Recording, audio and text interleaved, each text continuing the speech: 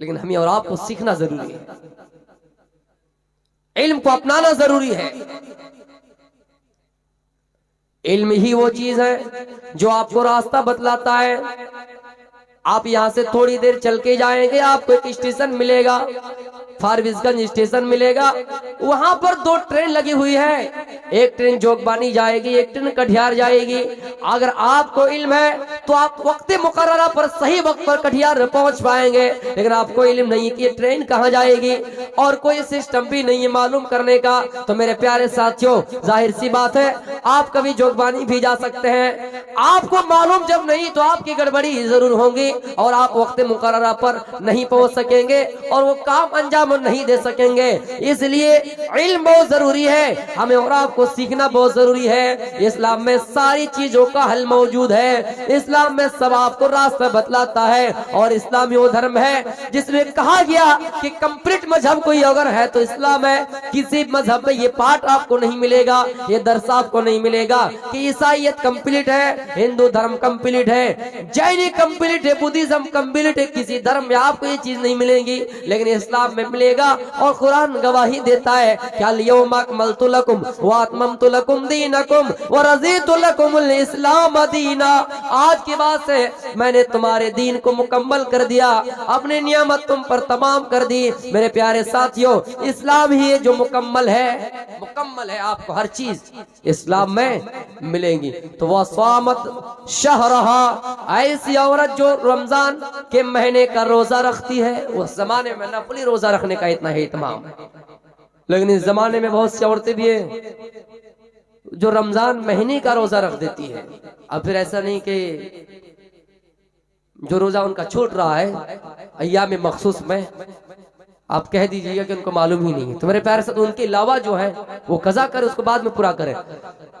तो मैं ये कह रहा हूँ कि उस जमाने में नफली रोजे का इतना एहतमाम करती थी। तो खुसूसन मेरे प्यारे साथियों आज के दौर में अगर नहीं रख पाते नफली रोजा, फिर कम से कम जो आपके ऊपर फर्ज है उसको मत छोड़िए।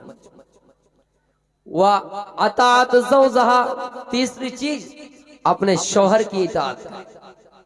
इताअत से मतलब ये है शौहर को खुश रखे।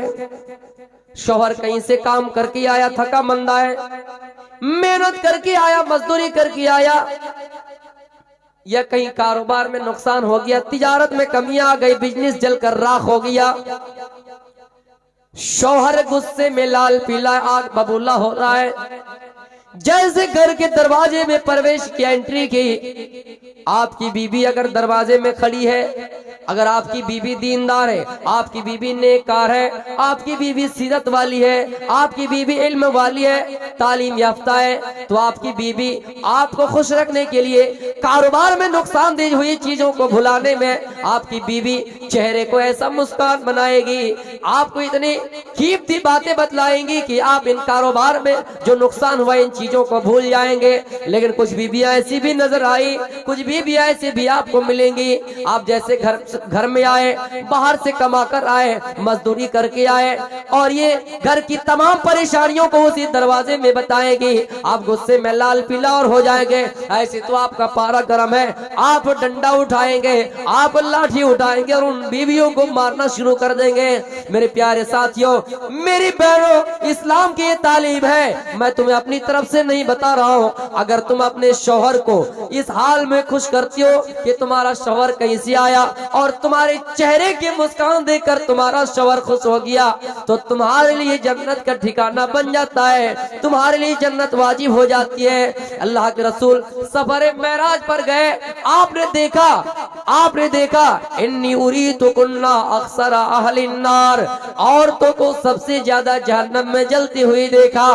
आप इस दुनिया में आए, एक मर्तबा ईदगाह तशरीफ ले जा रहे हैं, कुछ औरतों को देखा, औरतों की जमातों को देखा, आपने मुखातब करते हुए फरमाया या माशरन निसाई, ऐ औरतों की जमातों, तसद्दक ना सदका किया करो, इसलिए कि इन्नी उरीतु कुन्ना अक्सर मिन अहलिन नार, मैंने तुम सबको जहन्नम में सबसे ज्यादा जलते हुए देखा है। उस जमाने की औरतें थी। कहा अल्लाह के रसूल वो औरतें कौन सी होंगी, वो बदनसीब औरतें कौन सी होंगी? आपने फरमाया तुक्सिरन लान, जो औरतें सबसे ज्यादा लान तान किया करती है, और वो औरतें जो वह तकफुरनल अशीर, अपने शौहर की नाशुक्री करती है। ये चीज मौजू से टच खाया, जो औरतें अपने शौहर की नाशुक्री करती है। मेरे प्यारे साथियों, इताअत का मतलब ये है, आपने महीने में 30 दिन होते हैं, 28 दिन होते हैं, 29वें दिन होते हैं, चलिए 30 दिन मान लेते हैं। 29वें दिन आपने तीनों टाइम सही से खाना दिया, कपड़ा दिया, लत्ता दिया, जो चीज है उनके इस्तेमाल की आपने लाकर दिया, खरीद कर दिया। लेकिन एक दिन आप बीमार पड़ गए या वापस गए तो वो चीज लाने में भूल गए।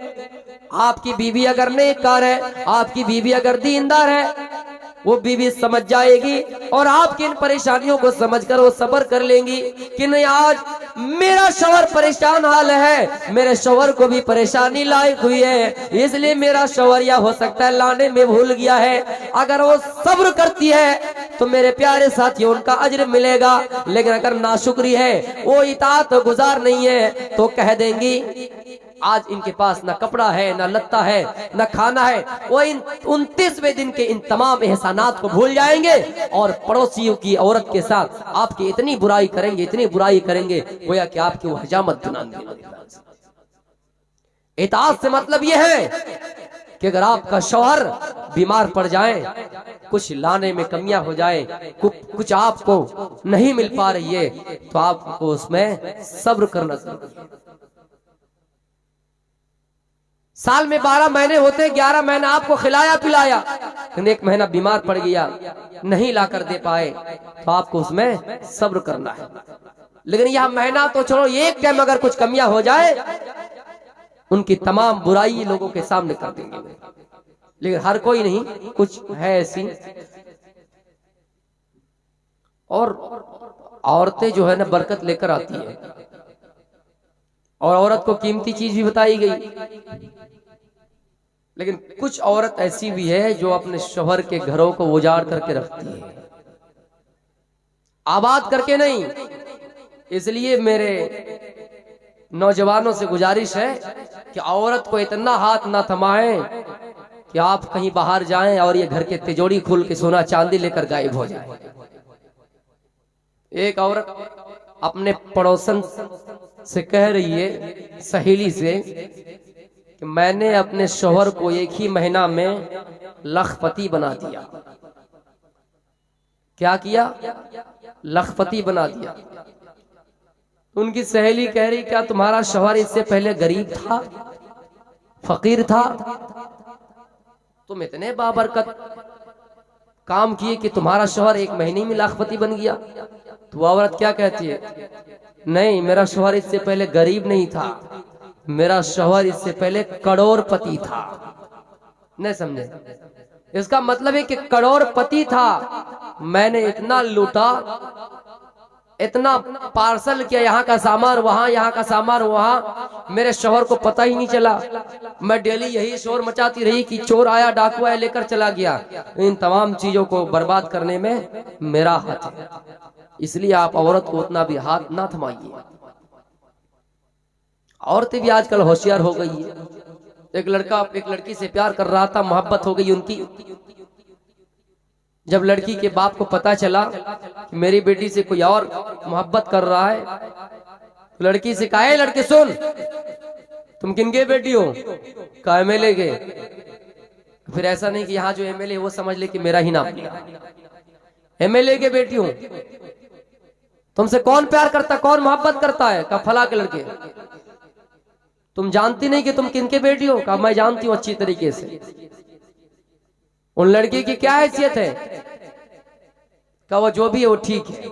एक काम करो, उनको बुलाओ मेरे घर और उनसे कहो कि मेरा अब्बू तुम्हारी हैसियत देखना चाहता है, तुम्हारी औकात देखना चाहता है। तो लड़का भी बड़ा होशियार था, फोन पे कह दिया कि तुम बता देना, तुम अपने पिता को ये बता देना कि वो किसी गरीब के घर नहीं आता है।